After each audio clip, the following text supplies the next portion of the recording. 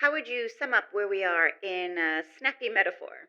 Biodiversity isn't just an elephant lurking in the corner, it's a herd of elephants waiting to trample all over the economy unless we manage to tackle this problem.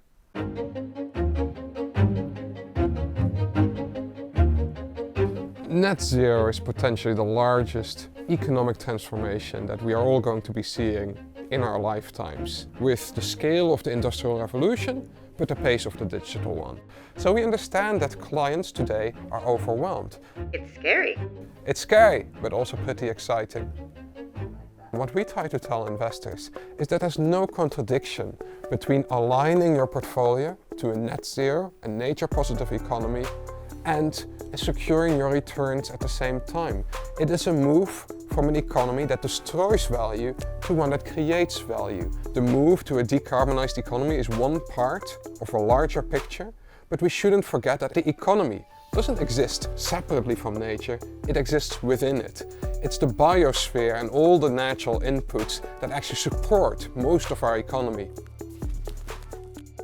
So what are you excited about? Oh, there are so many things happening already this year. So far it's all been about emissions decarbonization. This year I think we'll see a lot more focus on ceasing deforestation, on the need to actually invest in nature-based solutions. So far we've all become familiar with the Paris Agreement, which at least has given us a framework, understanding what the objective is, understanding what the end goal should be, to keep warming below 2 degrees. This year we're hoping to see a similar agreement come out of what's called COP15 on biodiversity. Again, perhaps the even larger challenge, even below 1.5 degrees as the end objective. I think ultimately investors can potentially be the biggest ally of indeed the climate movement, because what we do have an interest in is in securing the future. So how do you do that? On the one hand, we want to understand exactly the impact of companies on the environment. And that is where we use forward-looking tools such as temperature alignment, where we try to understand not only the level of emissions today, but the level of global warming that would result if every company in the economy were to be managing its emissions in a similar fashion. On the other hand, we also want to understand how this transition is actually going to affect companies financially.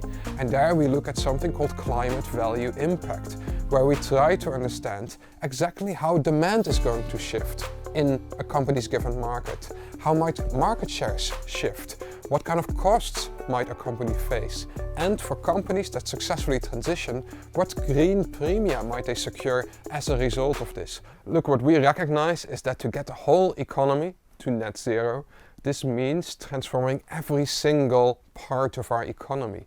We cannot get to a net zero economy by just investing in healthcare and education and not worrying or choosing to avoid the problem in steel and chemicals and materials. It's actually precisely in those sectors where financing is most urgently needed, and precisely because these sectors are so high emitting today, it's also where the greatest green competitive advantages can be developed. The challenge that investors face is figuring out and recognizing that there will be some losers and there will be some winners.